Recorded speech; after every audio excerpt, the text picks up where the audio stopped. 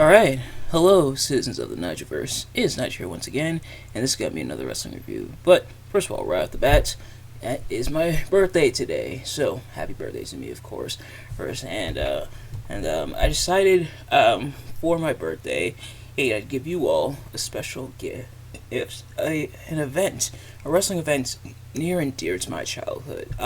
So if you've known me for some time, if you've watched the channel for some time, or know me personally, I love wrestling. I am a huge fan of pro wrestling. I have been for a very long time, and especially since 2008 when I really started to get into it. And this event is honestly one of the reasons why.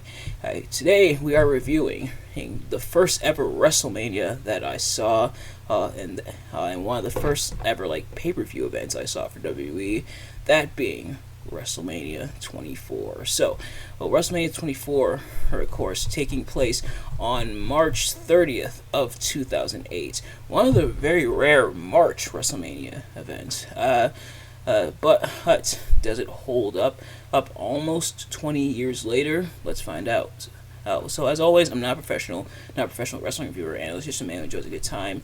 And even without the nostalgia goggles, I still had a really good time with this event. I will honestly say this WrestleMania, I think, does hold up for the most part. There's some great, some not as great. Some stuff that I remember being fantastic, some stuff not being as good as I remember. All of it is encapsulated here, so without further ado, let's get right into it. So, those of you who have seen these reviews before, you kind of already know how this works. For those of you who haven't, I'm going to be talking about what I liked and what I disliked about the event, and each match I'm going to go one by one. And I also probably, because I saw the whole thing, the whole pay-per-view event and everything, and I sat through the whole thing, I didn't skip over anything, so I'll probably talk about some of the stuff in between, because some of that is important. So, without further ado, let's get right into it. So, the first match we have here for the event, and technically the first is a pre-show match, which they actually don't even show. They just show the highlights of the match, but they don't actually show the pre-show itself on this show. So I guess it really wasn't that important. But it was a 24-man battle royal to determine the number one contender for the ECW championship, and that was won by Kane. And so Kane will be challenging the ECW champion later on tonight. That, of course, being Chavo Guerrero. Will he take the ECW championship? We'll find out later on in the review. Although if you've seen WrestleMania 24, you probably know how it ends. But nevertheless, we actually start off with the Belfast Brawl, as John Bradshaw Layfield JBL battles Finlay. As I take a sip of my water here. So this is a culmination of the whole Vince McMahon illegitimate son angle. So the illegitimate son angle for Vince McMahon was a weird one. It was definitely a weird one. So if you haven't already, I recommend checking out various channels and stuff who have covered it more in depth of the illegitimate son angle for Vince McMahon, because it's been talked about for millennia by other channels, including one of my personal favorites, Wrestling with Regret. But basically, kind of cliff notes. It was supposed to be an angle that was taken somewhat seriously. So Mr. McMahon was supposed to die off.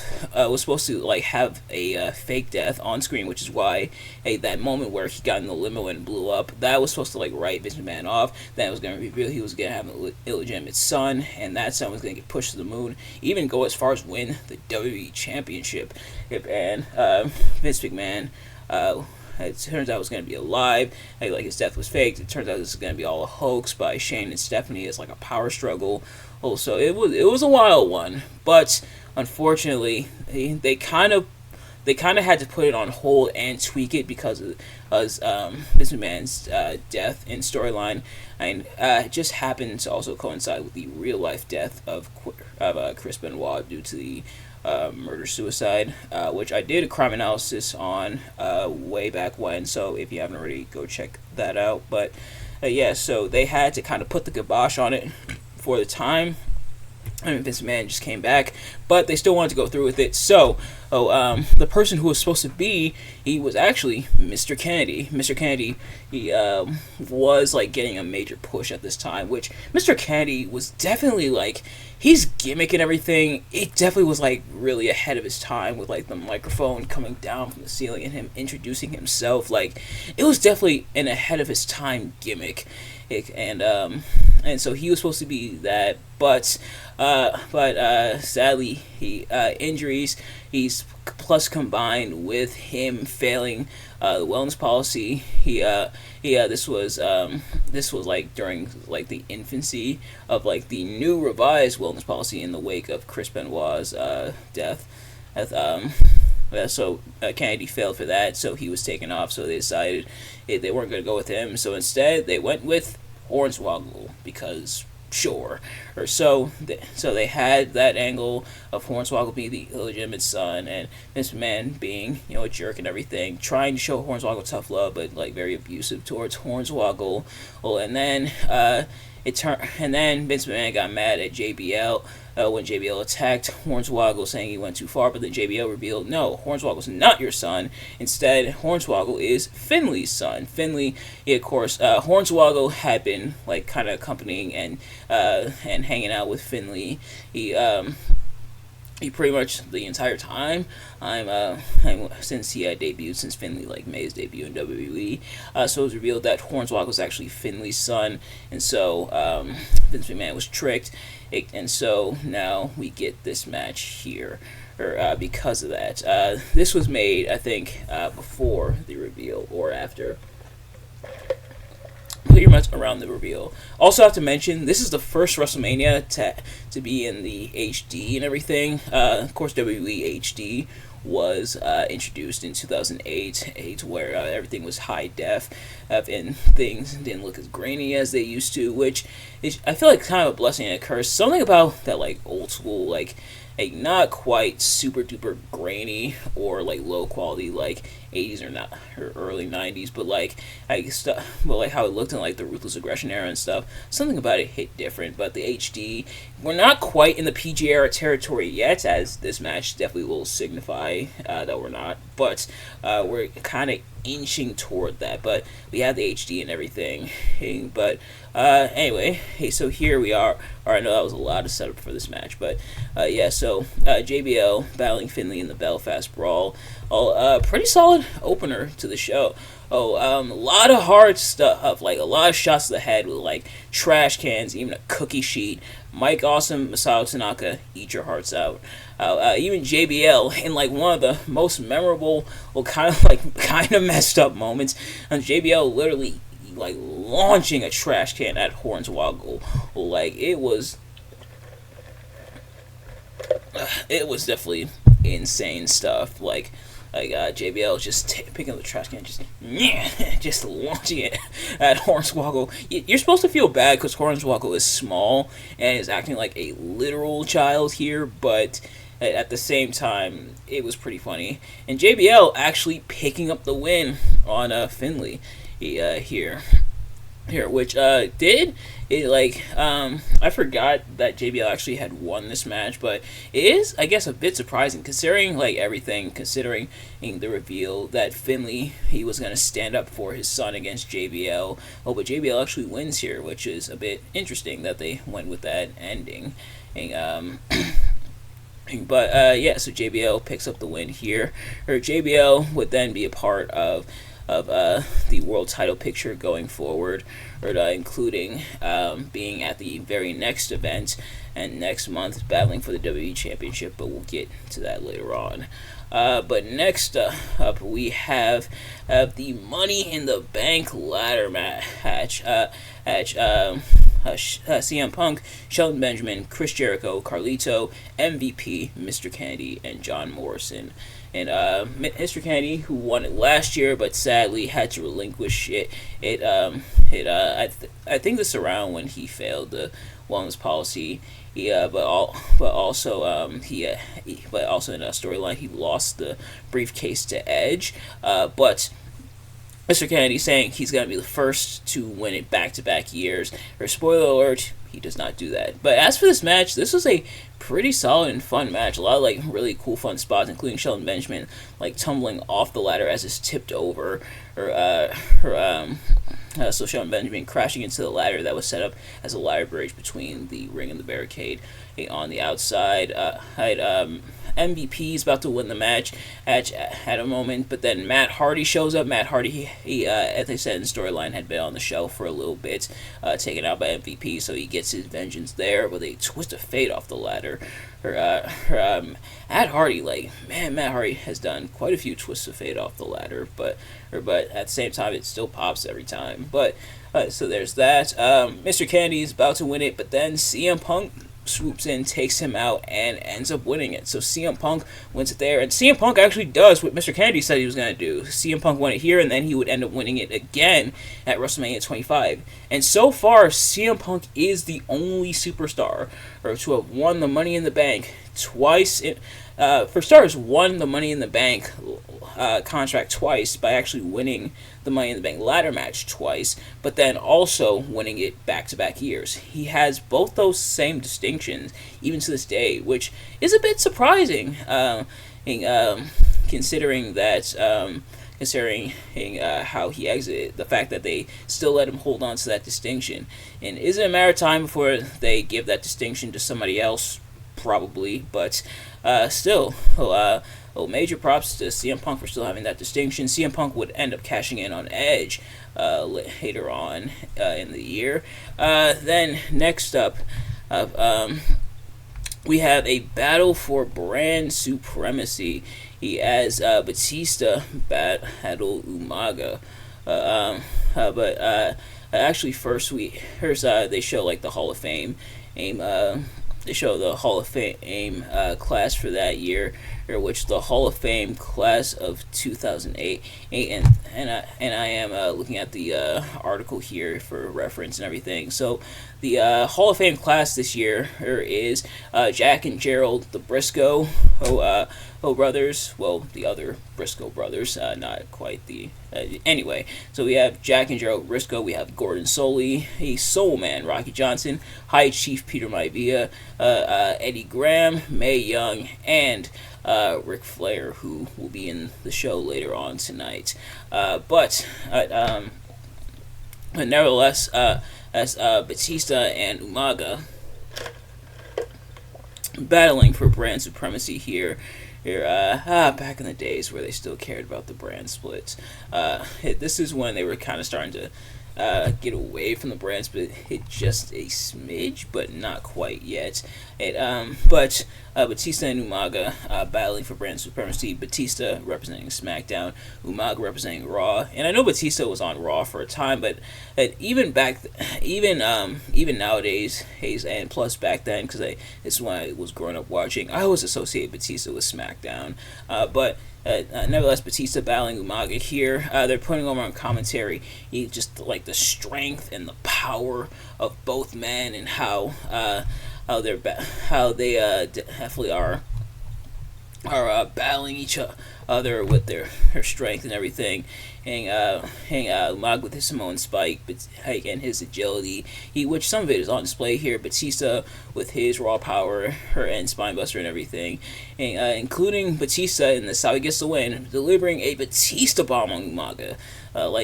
Batista hitting the Batista bomb on someone on the size of Umaga is pretty impressive. Now Batista, he did start to kind of fall back a little bit as he was about to hit the Batista bomb, but he still nailed it, and it still got him the win. And so props to that. Props to Batista for that. Getting the win there over Umaga. But next up is the ECW Championship match, as Chavo Guerrero defending the ECW Championship against Kane.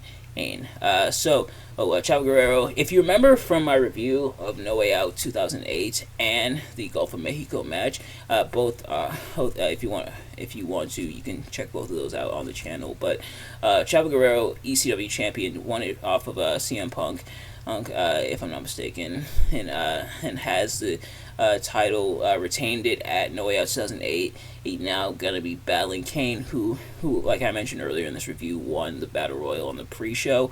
Kane shows up. His music plays. He has the pyro and everything, and Kane shows up behind Chavo, who's already in the ring, and shows up, chokeslams Chavo, picks up the win in 11 seconds. I think that was the record for shortest WrestleMania match at the time. I think it's been broken since then, but yeah, so 11 seconds. Kane defeated Chavo Guerrero in 11 seconds. Like on one hand, it's kind of funny, but at the same time, it is kind of sad, especially considering this is the first and last ECW match and ECW championship match on WrestleMania. They put over how this is the first ever ECW championship match, but they wouldn't have another one after this. This was it for ECW. And if you want to know how WWE really felt about ECW and the ECW brand, this I think is pretty damning evidence of that. But yeah, so Kane pretty much just destroying and quickly destroying Chavo there. Then next up was the career-threatening match as Shawn Michaels battles Ric Flair. So Ric Flair has a stipulation. In the next match he loses, his career is over. He has to retire. So Ric Flair been able to avoid retiring, beating guys like Mr. Kennedy back at No Way Out 2008 in order to stay on the roster and everything. He now encounters Shawn Michaels, saying he wants to fight Shawn Michaels. He wants the best. He wants to battle Shawn Michaels. He wants to battle Mr. WrestleMania. And they put over that Shawn Michaels obviously inspired by Ric Flair, and so Shawn Michaels says he's got to put Ric Flair down like Old Yeller, and Ric Flair gets very upset about that. But this match still very spectacular. You can feel the emotion, especially with like Ric Flair resorting to a lot of his dirtiest tactics. Of course, the dirtiest player in the game, pretty much to stay there, pretty much like showing the best of like both men. Shawn Michaels still able to go, well, at this point, Ric Flair even holding his own. A lot of the dirty underhanded tactics. Ric Flair still trying to stay afloat, getting mad, saying, "I'm Old Yeller, huh?" As he and Shawn like slug it out. Shawn hesitating with the sweet chin music at first, and Ric Flair makes him pay. Figure fours. There's obviously he from both guys. Shawn Michaels eventually hits a couple on Ric Flair, a couple sweet chin musics that is on Ric Flair. Then finally the last one was Shawn Michaels mouthing the words "I'm sorry, I love you" before he kicks Rick and pins him there. And yeah. The waterworks, I'm not gonna lie, the waterworks almost activated upon seeing that again for the first time since that moment back in 2008. And I remember, I think I forgot to mention this, but we had went to my grandmother's house, so it was me, my dad, and my sister going over to my grandmother's house to watch this event, WrestleMania 24, and we were like pretty sad and everything about that. Had obviously Ric Flair, they're definitely up there in age at this point, but just a very emotional send-off for Ric Flair's final match. Yes, you heard me. Ric Flair's final match. No, he didn't have a match in TNA. No, he didn't have a last match against Jay Lethal. This is Ric Flair's final match. No other match happened for Ric Flair. But yeah, a lot of people try to treat this like Ric Flair's final match. For all intents and purposes, it is. This is Ric Flair's final match. Actually, that other stuff in TNA and with Jay Lethal and stuff, we don't count that. This is Ric Flair's final match. This is perfect a send off of, and wow, both men in these matches tried to come back even when they were supposed to stay retired. And it's pretty sad.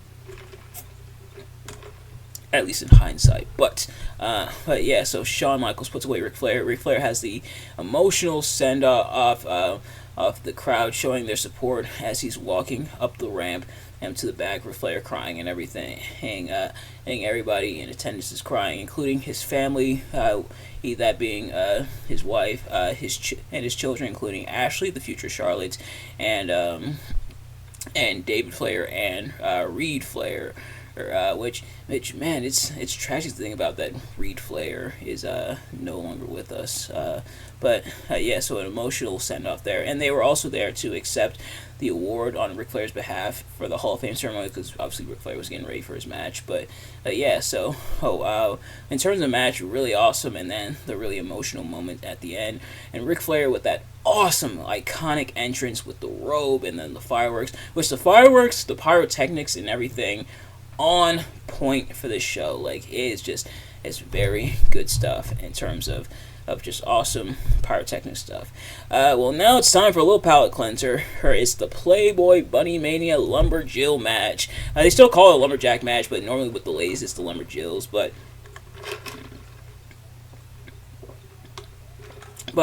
we have Maria and Ashley. Her stars, the ladies come out. Snoop Dogg comes out with them in the, I forget what exactly they call that car. I think it was like a Mercedes or something. It looked kind of like a golf cart almost. But Snoop Dogg coming out with the ladies and everything. Snoop Dogg, who's the master of ceremonies, he's aka the MC for this event. Or for this match, he comes out. Then Maria and Ashley come out. Maria, aka Maria Kanellis, is definitely like, hey, I feel like all like the wrestling fans, like the young wrestling fans, especially like the young wrestling male fans like myself, we had our first like wrestling crushes. For a lot of people, it was Sable. For a lot of people, it was Sunny. For a lot of people, it might have been like Trish Stratus. For me, it was Maria. Ooh, and the fact that she's still in the business to this day is still really cool. But I think she was like my first real like wrestling crush. Is Maria Kanellis. Maria and Ashley Massaro, of course, R.I.P. to Ashley Massaro. They are battling in tag team action, and they're going against Beth Phoenix and Melina. And they're accompanied by Santino Marella. Now, this is before Glamorella and everything. This is back when Santino and Maria were actually dating in storyline. But there's some friction because Maria is posing for Playboy, which is kind of what begats this match in the first place. But Santino instead accompanying Beth Phoenix and Melina here.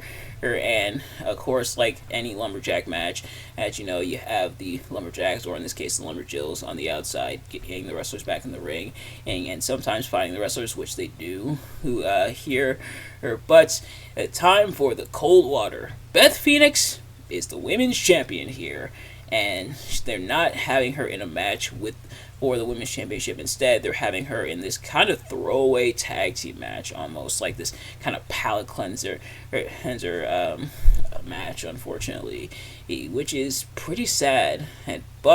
That your women's champion is essentially in this match instead of defending the women's championship. This would not fly today.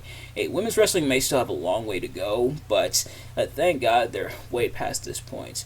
However, that being said, this match was way more competitive than it had any right to be, given like the circumstances and everything. It actually wasn't. It's like other than the squash with Chavo and Kane, this is the shortest match of the night at just 5 minutes. But you know what?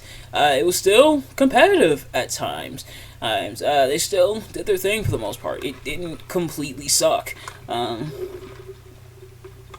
Which I guess isn't too surprising because as these four women, they definitely know what they're doing. But the fact that it didn't completely suck was kind of a breath of fresh air. It was kind of like just like a quick little thing. It's less of a match and more of a segment. But they still did pretty decent for the most part, even with the lights going out.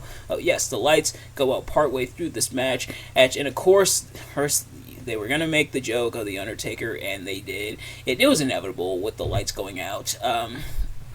Oh, they made like the joke the Undertaker did. The Undertaker just arrived, but the lights went out. They had to shine like a spotlight. Like they would have him fixed by the time of the next match. But yeah, so then Maria has the match won, but then Santino gets involved, pulls her out, and that allows Beth Phoenix to pick up the win. Excuse me, for her team. So Beth Phoenix and Melina win here, and at this point, Santino and Maria officially done. Then Snoop Dogg, Uncle Snoop to the rescue as he kisses Maria to end off the segment and slash match. Like I said, had pretty short, like almost like bathroom break match, but it didn't completely suck, which I'll give it that. Then next up, back to business is we have the triple threat match for the WWE Championship as John Cena and Triple H both attempt to take the WWE Championship from Randy Orton. So, kind of three stories melding into one. So, John Cena was out with the pectoral tear towards the end of 2007. Also, he had to relinquish the WWE Championship. And Randy Orton would then win it off of him. And even though Randy was the one who took him out, then John Cena returned at the Royal Rumble 2008, in like almost like it's still a lot of people still talk about how insane it was for John Cena to have torn his pec and to still like come back as quickly as he did, and it for it to like totally be intact. And for him to be totally fine and everything, as he was, because as he came back, like he got the Royal Rumble 2008, he won the Rumble. Meanwhile, Triple H had tore his quad, so he missed WrestleMania 23. He redeeming himself here, or at least in his eyes, here at WrestleMania 24, and Randy Orton, and the WWE Champion, and who actually Triple H had won the WWE Championship, and then Randy had won it off of Triple H. So Randy's the WWE Champion here, and Randy putting over himself, saying, if you take the desire of John Cena and the ruthlessness of Triple H, you combine them, you get Randy Orton, which he's honestly not entirely wrong about. But another interesting thing is they do like a poll. This was back when they had like the text polls where you had to text a certain number. Man, those were the days before I had a phone and everything, so I wasn't able to participate. But they had a text poll to see who fans thought would walk out the WWE Champion. And Randy Orton got the least amount of votes with 8%. And meanwhile, Triple H and John Cena, I think theirs was in like John Cena had the overwhelming vote. I forget their exact numbers, but they were much higher than Randy Orton. So all those people who voted against Randy Orton, man, I hope they didn't bet any money, because as Randy Orton actually walks out still the WWE Champion in a pretty competitive match. All three guys I think worked pretty well together. There are not too many like respites. There was a lot of moments with all three guys involved where they were present in this match. Some one-on-one stuff, but you having some like triple threat spots. All three you guys worked really well against each other, and John Cena even had like the marching band entrance on his way down. But yeah, all three guys really worked well together. Ultimately, it ends with Triple H after nailing John Cena with the pedigree, Randy then punting the crap out of Triple H. I think this is around when Randy really started to like frequently use the punt, and I believe he had punted John Cena as John Cena was being written off, but Randy Orton punting Triple H taking him out, and then Randy Orton pinning John Cena in order to walk out still WWE Champion. So Randy Orton walks out with the championship there. Pretty solid triple threat match though for the championship. Then next up, another kind of palate cleanser, that being Floyd Mayweather battling the Big Show in a no disqualification, anything goes match. Actually defeating the Big Show by knockout. So this stems from No Way Out 2008, when Big Show had returned and he had confronted Rey Mysterio for no reason, because Big Show had randomly turned heel for no reason, and then Floyd Mayweather, who was there, kind of hanging out with Rey Mysterio, stood up and fought for Rey's honor. Honor, so now he's like involved with Big Show, even like breaking Big Show's nose at No Way Out. So now they have this match here, and pretty much this was used, who's pretty much to get Floyd the win, and Floyd with all kinds of interference in this. Like Floyd had like a bunch of his. I don't know if they were actually part of his like crew and everything, and or if they were just like extras put in place. But pretty much having a whole bunch of people with them to help him get the win, like all kinds of people interfering, and Big Show taking them out and stuff. Like, wait, who's supposed to be the heel here? Or like, I think it's supposed to be the Big Show, but. And my water's pretty much done, but Floyd having all this interference, needing all these people to cheat on his behalf, of like using chairs, and stuff, of using a chair, or people like they even tried to carry Floyd to the back, and meanwhile Big Show trying to get Floyd back in there, taking out all his like people. Like who's the heel here? Excuse me, who's the heel here again? But ultimately Floyd it wins by knocking out Big Show with the brass knucks. He puts on the brass knuckles and pretty much does like the knocks out Big Show there to get the win. Big Show, sadly, he I guess. Excuse me. I guess when you need to put over like a celebrity or something, like when he fought, I believe his name is Akabono in the sumo match at Mania 21. And I guess Big Show's your guy. But yeah, so Big Show essentially putting over Mayweather there, yeah, so Big Show, pretty much puts over Mayweather, but it's still crazy. I think maybe it was meant to be a double turn. I don't really know. Things were a little fuzzy around the time, admittedly, but yeah. So Floyd Mayweather gets the win over Big Show there, nevertheless.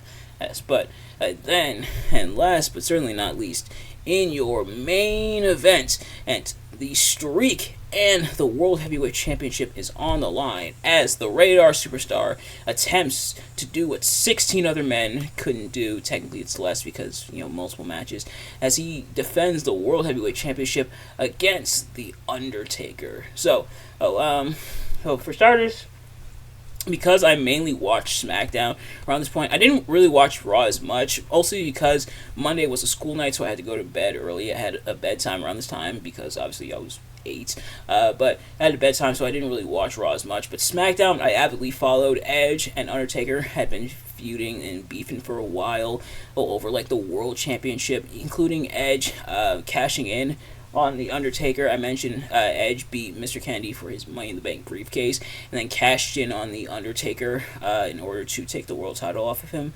And so now, Edge has a world title and is attempting to break The Undertaker's streak. Again, early on, Edge saying, talking about how he was there at WrestleMania 6 when his hero Hulk Hogan battled the Ultimate Warrior, talking about how Hogan lost and he crushed his dreams, and essentially, I forget the exact wording, but pretty much made Edge like vulnerable. I guess that's a term for it. But Edge saying he's going to do the same to the other young fans who are there to watch The Undertaker, saying people rely on The Undertaker to win every year. He's got to take that away from them. Man, I forgot how much Edge was a jerk back then. And like Randy gets a lot of praise, obviously, for his Viper, pretty much unhinged persona he had around this time. But Edge, let's not forget, Edge was a menace as well, man. But nevertheless, Edge attempting to break the streak of The Undertaker, and this was around when they were referencing how Undertaker does have a WrestleMania streak. Now, I looked it up. Apparently, the first time they really brought up Undertaker having the streak was around WrestleMania 21 when he battled Randy Orton. But I wonder, was it on purpose for Undertaker to have the streak, or did they just one day say, hey, we haven't booked Undertaker to lose at WrestleMania? I think we can make a storyline out of that. But nevertheless, that's Edge battling The Undertaker here. Pretty solid match. Great way to end off the show, I think. It could go either way. They do kind of give away how it'll end, though, because they give away that Undertaker has never been able to beat Edge, which pretty much means Undertaker's winning tonight. And they've done that before in wrestling. They even did it at All Out, which we will get to when we review that. Don't worry, that review is still coming. But they've done it before, but like giving away, pretty much giving away the finish, essentially. Why would you give away the finish like that out of the Undertaker finally getting this being the night that Undertaker finally beats Edge? Like, why would you give that away? But they do. They talk about how Undertaker has not been able to beat Edge, but they kind of show that both men are kind of like, they're almost evenly matched. Edge, obviously, they talk about like the presence and everything of Undertaker, the Phenom, and everything. And meanwhile, Edge, the ultimate opportunist, having to like weasel his way around. And they show that in the match as well, with Edge dominating a good portion of the match, having an answer for almost everything Undertaker does, as being able to outsmart the Undertaker in a lot of points. Undertaker getting a lot of offense in as well, but Edge getting his stuff in as well, including when the ref is taken out. How even have a spot with Hawkins and Ryder, or when Undertaker took them out back when you couldn't tell Kurt Hawkins and Zack Ryder apart, or aka Brian Myers and Matt Cardona respectively nowadays. But Undertaker takes them out. Edge tries to take on Undertaker, can't do it. Undertaker eventually does take out Edge with the Hell's Gate submission. This is around when they were putting that move over, or Edge. Edge finally taps out, and the Undertaker wins the World Heavyweight Championship. The final time that Undertaker would actually win World Championship gold in the midst of his streak at WrestleMania. Undertaker gets the win over Edge there. They do the pyro and everything, and as Undertaker celebrates, which is when, and according to the article here, it says, after the show, W was criticized for a malfunction in the pyrotechnics during the Undertaker's victory celebration. During the celebration, a hot cable for pyrotechnics was sent flying into audience members in the upper seat bowl of the stadium, leaving 45 injured with some hospitalized. The accident was apparently due to a cable which fireworks were traveling across snapping, thus resulting in the fireworks exploding into the top rows of the upper bowl of the stadium. And W's corporate website released a statement afterwards stating that they would investigate the incident, but the results of the investigation were never released. So, WWE, they goofed up there. Not the last time they would have sign issues or issues with something. I think that's part of the set at a WrestleMania. If you remember the sign melting, I believe it was at Mania 38. Just last year, or with part of the sign melting, or there might have been at the Rumble. It's definitely one of the two. But yeah, so fix your stuff, WWE, pretty much. But that was WrestleMania 24. It was awesome then, watching it for the first time. It's just a small boy, and it was awesome here, going back and watching it. I think, even taking off the nostalgic goggles, I think it really does still hold up. And that's what a lot of people say, that this WrestleMania still holds up. But glad I was able to rewatch it here. So, if I had to pick the strongest and weakest matches of the night, the strongest match, I think I'd probably give it to the World Heavyweight Championship match. I think that was the perfect match to end off. The WWE Championship match was also really good, and the career-threatening match, so all three of those matches were really awesome. In terms of the weakest, I may have to go with the Lumberjill match or the ECW Championship, because both of those were kind of like short, kind of bathroom break, or in the case of like the ECW Championship match, kind of like haha LOL kind of matches, if you catch my drift. But otherwise, yeah, pretty solid show, and I think it does still hold up. But nevertheless, that's going to do it for this review. Happy birthday to me once again. Thank you all so much for watching. I hope you enjoyed. If you did, please do me a favor, like, comment, subscribe, share with your friends, turn on post notifications so you know every time I upload a video so you can see as soon as it drops. Let me know in the comments below your thoughts on my review and the event. If you've seen the event, did you like the event? Did you like my review of the event? Let me know. Thank you all so much for watching. I will see you guys later. Peace.